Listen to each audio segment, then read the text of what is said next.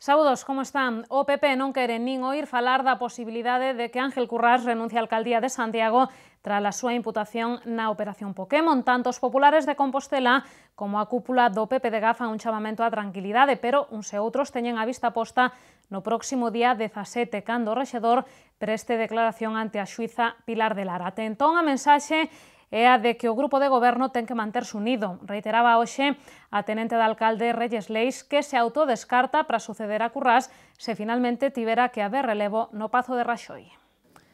Aquí non barasamos neste momento para nada esa opción. Ti crees que eu estou preparada para ser alcaldesa desta cidade? Eu creo que esta cidade merece un alcalde dun nivel que agora mesmo temos o alcalde que temos que ter, que Ángel Currás é unha persoa moi coherente, moi tranquila, capaz de conseguir consensos, que ten unha experiencia política fantástica. Así de contundente se amosaba Reyes Leis ao ser preguntada pola posibilidade de que suceda a Ángel Currás na alcaldía se el tivera que dimitir pola súa imputación na Operación Pokémon. A tenente de alcalde está convencida de que a inocencia do rexedor quedará probada cando preste declaración o próximo día 17. Ata entón, Leis fai un chamamento á unidade do grupo de goberno e exixe lealdade a Currás. Tuvo el voto de la mayoría holgada de sus compañeros y yo creo que los debemos todos lealtad a ese alcalde, que además estamos seguros de que es inocente, y lo demás pues son especulaciones o juegos políticos en los que no voy a entrar porque, bueno, pues por suerte, por desgracia, yo no me considero política en ese sentido, ¿no? E que a imputación de Currás por suposto tráfico de influencias fixo máis visible a división do goberno local en dous grupos, un encabezado polo propio rexedor e o outro pola concelleira Paula Prado. O de Edil é o outro nome que soa para unha posible sucesión na alcaldía, se finalmente Currás tivera que dimitir. E que Prado, número 2 da lista do PP de Santiago, considerábase xa o relevo natural de Gerardo Conde Roa cando tivo que deixar o Pazo de Raxoi no pasado mes de abril. En todo caso, mesmo o secretario xeral do PPDG, Alfonso Rueda, asegura que ninguén no partido ve outro escenario en Compostela que non sexa con Ángel Currás como alcalde. Da situación creada no Concello tras a imputación de Ángel Currás falou tamén hoxe o deputado do PSDG Xosé Sánchez Bugallo. O exalcalde compostelán aboga por respectar a presunción de inocencia do rexedor, pero lamenta a mala imaxe que se segue a dar de Compostela con asuntos como este. Mantemos unha atitude de prudencia, de respeto á presunción de inocencia, pero absolutamente conscientes da gravedade da situación e do profundo sinsabor e disgusto que eso está a producir na ciudadanía. Nunca foi Santiago unha ciudad conocida por este tipo de problemas, sempre foi conocida máis ben polos premios que recibía, polos homenaxes e polos recoñecimentos. E, bueno, nos últimos tempos, pois parece que xa non son así as cousas. Eran declaracións de Xosé Sánchez Bugallo nunha rolda de prensa na que quixo debullar as partidas cos orzamentos da Xunta que destinan á área de Compostela. O deputado socialista explicou que a trintena de concellos desta zona, excluído Santiago, recibirán algo menos de 15 millóns de euros para investimentos. O que sae mellor parado é Ames, o que lle tocan 6 millóns de euros. No extremo contrario, segundo Sánchez Bugallo, 18 concellos pros que non haberá ningún só euro. Uns orzamentos que non axudarán a fixar poboación, nin a correxir desigualdades, nin a crear emprego. Así define o deputado socialista Xosé Sánchez Bugallo as partidas das contas da Xunta que lle corresponden aos 30 concellos de área de Compostela. 18 deses municipios non recibirán nin un só euro para investimentos e os demais, excluído Santiago, repartiránse 15 millóns de euros. Unha cifra moi modesta para unha zona que suma 200.000 habitantes.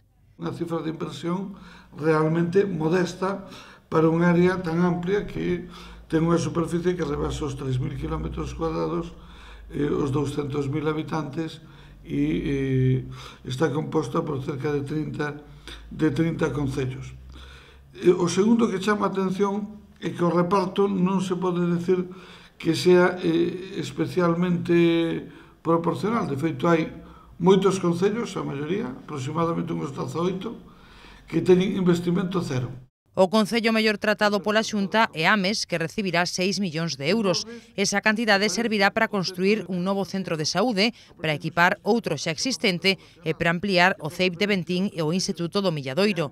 Xosé Sánchez Bugallo tamén valora positivamente a partida de case 5 millóns de euros prevista para a construción do novo colexio de Oroso, pero lembra que este proxecto leva 3 anos aparecendo nas contas autonómicas sen que aínda empezaran as obras.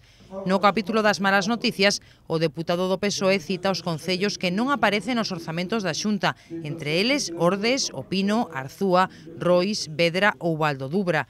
Doutra banda, Sánchez Bugallo referiuse ás partidas destinadas a Santiago, que suman outros 15 millóns de euros. O deputado reiterou que algúns proxectos están en risco, como a variante de Aradas ou a construción da nova Escola Oficial de Idiomas. No mesmo saco, o socialista inclúe a nova depuradora, malia que o alcalde asegure que aparece nunha partida xenérica de Augas de Galicia. Solamente podemos valorar os feitos. E desde logo creo que o tema da edade de Santiago é un tema suficientemente importante, non só para Santiago ciudad, sino para toda a ría de Noia, para toda a ría da Arousa, e para concellos como Ames e Brión, como para poder aparecer. Pero non aparece. A lo menos non aparece especificada. Se o feito de que aparezca especificado non é incluso garantía suficiente de que se vaya a facer. Pero o feito de que non aparezca é moita menos garantía ainda. En relación á nova depuradora, a Sánchez Bugallo tamén lle preocupa a partida prevista para actuación nos orzamentos do Estado. Os 500.000 euros reservados, di o deputado, non chegarán a moito nun proxecto orzamentado en máis de 70 millóns de euros. De volta ao Pazo de Raxoi, o concelleiro de Tráfico deu conta hoxe dos resultados da campaña de control de alcolemia que se desenvolveu nas estradas de Santiago durante o Nadal. O certo é que os datos son esperanzadores, porque só 6 condutores deron positivo nas máis de 360 probas realizadas. Os composteláns están cada vez máis concienciados ca máxima de que ningunha pinga de alcohol ao volante. Así se desprende dos datos feitos públicos hoxe polo concelleiro de Tráfico Albino Vázquez Aldrei tras a campaña de control de alcolemia realizada durante o Nadal. Dos 366 controis efectuados, só 6 deron positivo. Destes condutores, tan só un xerou unha tramitación penal. Solamente 6 pruebas, e destas 6, solamente unha hubo que facer unha detención porque superaba os 60 miligramos por litro de aire expirado. O sea, era solamente, digamos, que unha era, digamos, grave. O resto, as outras 6 son simplemente trámite administrativo. En porcentaxes, o balance é dun 98,3% de probas negativas. Os controis realizáronse os días 11, 16, 17, 18 e 22 de decembro en puntos neurálxicos como a Praza de Galicia ou a Rotonda de Clara Campoamor. Preto dali, no túnel do Hórreo, xa comezaron os traballos de instalación do novo radar. De momento non hai data para a súa posta en funcionamento. A empresa ten o contrato e a finales deste mes ten que estar funcionando. Entonces, a partir de aí é cando empeza a estar operativo o radar. Iso leva unha conexión por fibra óptica ca sala de pantallas, recíbese directamente aquí en Raxoi todas as incidencias que ten o radar ou todos os infractores recíbese directamente aquí. Por certo que a Policía Local contará en vindeiras datas cun novo equipo para o control de drogas que se vai utilizar, sobre todo en caso de accidentes, polo alto custo do sistema. Noutra orde de cousas, o concelleiro confirmou que onte foi o único día do inverno no que foi necesario espallar sal nas estradas do norte da cidade por mor das xeadas. E a concelleira de Turismo anunciaba hoxe os plans de Incolsa para este 2013. Reyes Leis explicou que a empresa municipal seguirá apostando polo turismo internacional e para iso participará este mesmo mes en 3 importantes feiras en Estambul, Dublín e Madrid, e que as pernoctacións de estranxeiros medraron o ano pasado un 12,5% con respecto a 2011. A falta de coñecer os datos de decembro, 2012 pechouse coas cifras máis altas de turistas internacionais en Santiago. Foron, segundo o Instituto Nacional de Estatística, máis de 400.000 pernoctacións de visitantes estranxeiros, un 12,5% máis que en 2011. Uns números que chocan frontalmente coa caída continuada do mercado nacional. É por iso que neste 2013 Incolsa vai seguir reforzando a promoción internacional participando en varias feiras turísticas de interese. A primeira, a de Dublín. Como sabéis, Irlanda es uno de los mercados con mayor crecimiento en Santiago en los últimos años. De hecho, hay un gran crecimiento también en el número de peregrinos irlandeses. En 2012 fue el 6º país con mayor número de peregrinos en nuestra ciudad. con un 43% más que en 2011, con lo cual es una cifra realmente de una subida importante. Tamén en xaneiro, Turismo de Santiago acudirá por primeira vez á Feira de Turquía e que a chegada de Turkish Airlines a Lavacolla en maio fai deste país unha interesante porta de entrada ao mercado asiático, un dos menos explotados. Es una ciudad, como sabéis, de 8 millones de habitantes que tiene un potencial muy alto para visitar Santiago y además nos une a 92 países que tienen conexión directa con esa ciudad, con lo cual pues el mercado asiático, que sí es un mercado que está funcionando muy bien y que nos interesa muchísimo el turismo de Santiago, pues tendrá una conexión mucho más rápida y ágil para ellos, lo cual para nosotros es una gran noticia. Incolsa repetirá ademais presenza en Fitur do 30 de xaneiro ao 3 de febreiro.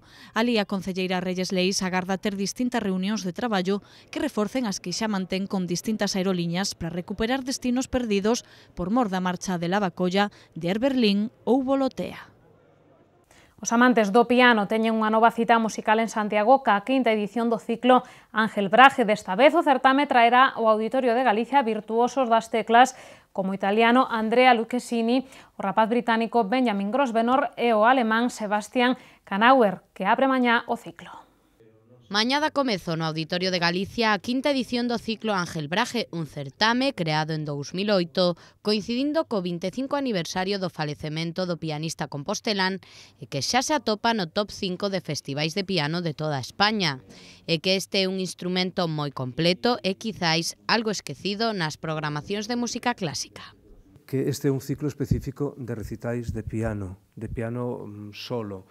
E aquí hai unha cousa que hai que decir, cando surdiu o ciclo fai uns 5 anos, a quinta edición, digamos que en Galicia, como en tantas partes, as tintas da programación musical estaban cargadas sobre todo en conxuntos instrumentais grandes, nas orquestras, que están moi ben e que teñen o seu papel. Pero tamén é certo que o piano é o instrumento que ten o repertorio, para entendernos clásico, máis importante. Esta edición inaugúrase co alemán Sebastian Kanauer. Despois, xa en abril, tocará o turno británico Benjamin Grosvenor, artista revelación dos últimos anos, que leva dende ben novo ofrecendo concertos e acadando premios internacionais. O certame rematará en maio co italiano Andrea Lucchesini. As entradas de 12 euros xa están á venda no Auditorio de Galicia e na billeteira do Teatro Principal. E aínda do eido da cultura, hoxe cheganos moi boas noticias, que a película O Apóstolo é unha das finalistas pro Premio Goya ao mellor filme de animación de 2012. Así o anunciaron hoxe os actores Elena Naya e Antonio de la Torre, encargados de ler a lista de finalistas pros Premios Goya que se entregarán o próximo 17 de febreiro. O Apóstolo do director Fernando Cortizo competirá na categoría de mellor película de animación con Las aventuras de Tadeo Jones, El corazón de roble e de Wishfish. O Apóstolo foi realizada ca técnica de stop motion e conta a historia dun convicto que se acaba de fugar do cárcere e que tratará de recuperar un botín escondido nunha solitaria aldea. Ata o mesmísimo arcipreste de Santiago se vou envolto nesta aventura que combina o terror, o humor e a fantasía. O filme estreouse este mesmo ano e obtivo un gran éxito de crítica e mesmo algún premio en festivais internacionais. Agardemos que corra a mesma sorte nos Goya. Repasamos de seguido a nosa axenda cultural como sempre, con moitas opcións para encheren o seu tempo libre.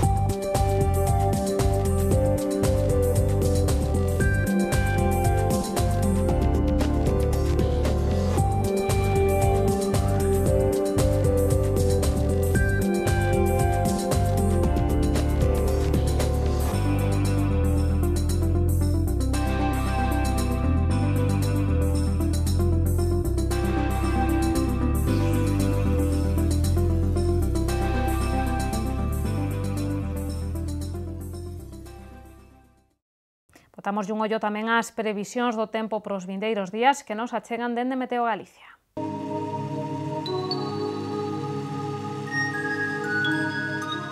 Pedras de Santiago ofrécelle a información do tempo.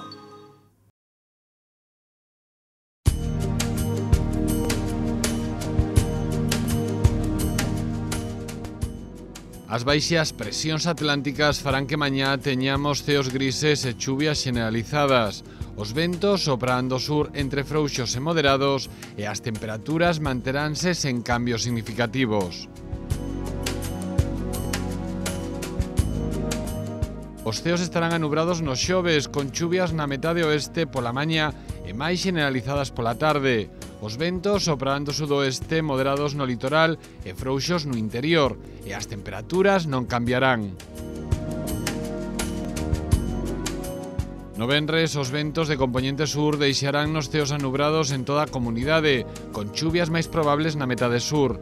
As temperaturas mínimas baixarán, pero as máximas manteránse sen cambios.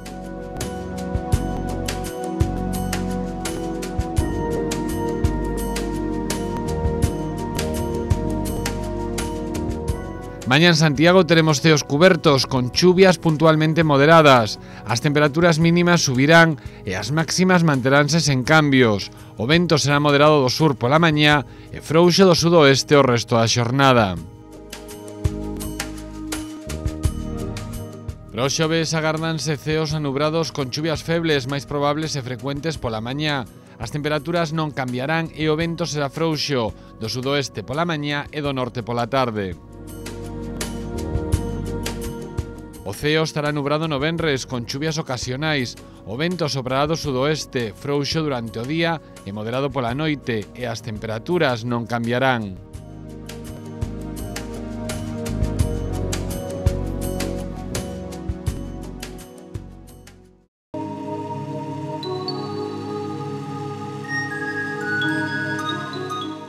Pedras de Santiago ofreceulle a información do tempo. Pois ata que chegaron hoxe as novas, unhas felicitacións de cumpleanos e regresamos co preguntoiro, non se movan.